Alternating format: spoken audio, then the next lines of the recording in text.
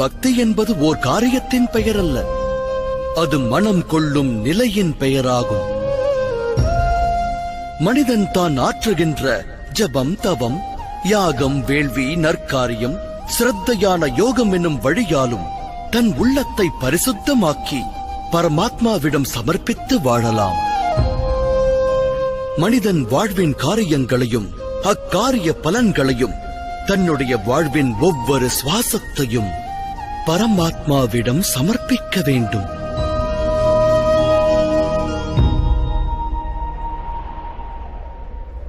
பக்தி என்பது மனதின் நிலை என்றால் ஜபம், தவம் இவற்றின் மகத்துவம் என்ன மாதவா?